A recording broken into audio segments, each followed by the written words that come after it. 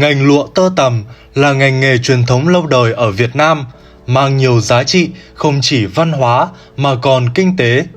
Sau 2 năm chững lại bởi dịch Covid-19, hiện nay ngành lụa Việt Nam bắt đầu quay trở lại đường đua và có nhiều thay đổi rõ rệt.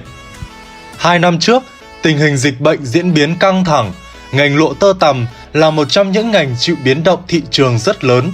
Ngành lụa đóng băng hoàn toàn, nhưng vào những tháng cuối năm 2022 đã bắt đầu có những khởi sắc. Hàng trăm công ty và hàng nghìn cơ sở sản xuất đưa ra thị trường số lượng lụa lớn, vừa phục vụ nhu cầu trong nước, vừa xuất khẩu ra nước ngoài.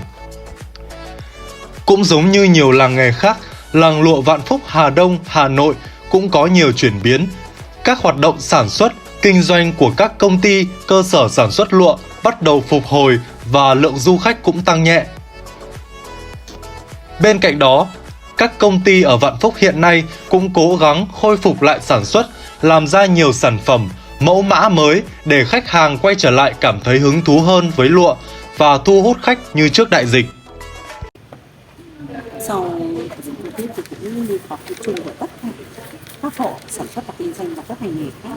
thì công ty lụa Vạn Phúc vẫn gặp rất là nhiều khó khăn. Thứ nhất là những nguồn khách tự nhiên là ít đi,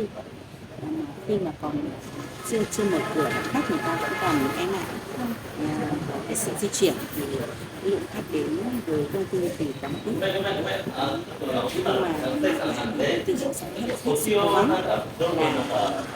phục hồi lại tất cả các khâu sản xuất để cho hoạt động cho nó đầy đủ và cố gắng ra những cái sản phẩm mới nhất mà có thể chất lượng để làm cho lụa đẹp hơn lên và tốt hơn lên, bền hơn lên và hợp với thời trang thị trường để đón quốc tế trong. Sau đại dịch, tình hình kinh tế Việt Nam có nhiều biến động dẫn đến giá nguyên liệu để sản xuất lụa tăng gấp rưỡi. Tuy nhiên, giá đầu ra gần như vẫn phải giữ nguyên để giữ chân khách hàng. Đây chính là bài toán mà các công ty, doanh nghiệp đang trong công cuộc tìm lời giải.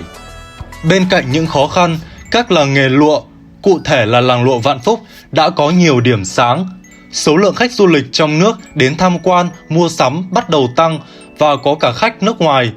Mặc dù chưa có những số liệu thống kê chính xác, nhưng đây cũng là dấu hiệu đáng mừng. Trước đại dịch thì công ty của chúng mình là đón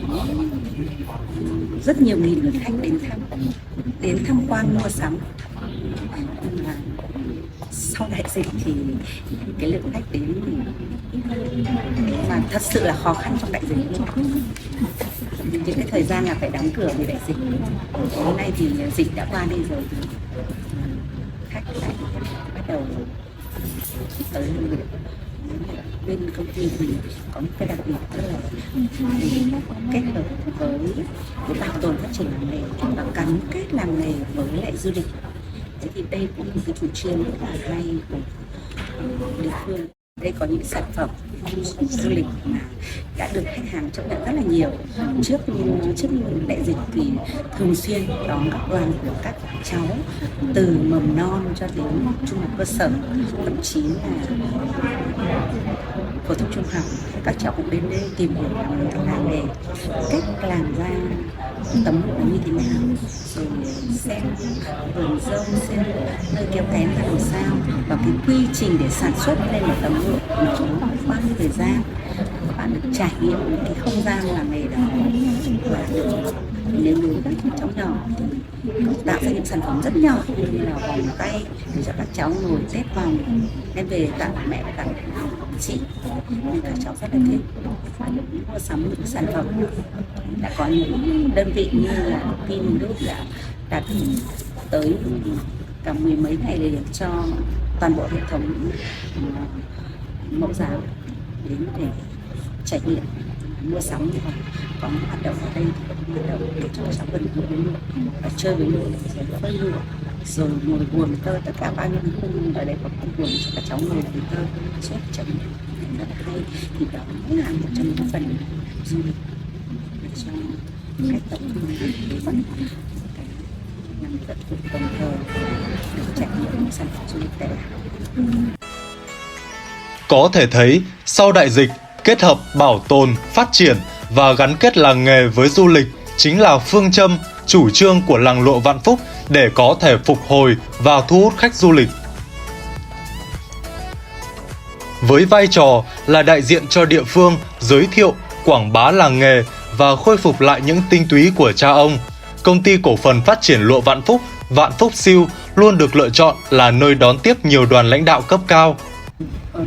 Rất là vinh dự, công ty mình cũng được thường xuyên đón tiếp các vị đứng đầu với các vị bộ trưởng, với các ban ngành đoàn thể của trung ương và địa phương. Khách kể đến thì khách quen thuộc với công ty là bà Narita, trước là phu nhân chủ tịch phu nhân tỉnh Khánh Hòa và đã đến công ty tới 5 lần rồi trong thời kỳ đương nhiệm và rất là thích dùng sản phẩm của công ty. Và sau đó thì phu nhân các bộ trưởng và sau này nữa mới đây nhất là phu nhân thủ tướng nước ngoài vừa mới đến thăm công ty và họ đều rất thích cả sản phẩm của công ty. Ngoài ra thì có những đợt rất là thích đón tiếp 100 kiều bào với quê hương vào đầu xuân. Cái công tác mà chuẩn bị không có gì là khó khăn lắm, đó là một công việc còn như cảm giác như có những cái cảm giác như là thường niên, cho nên là thầy cũng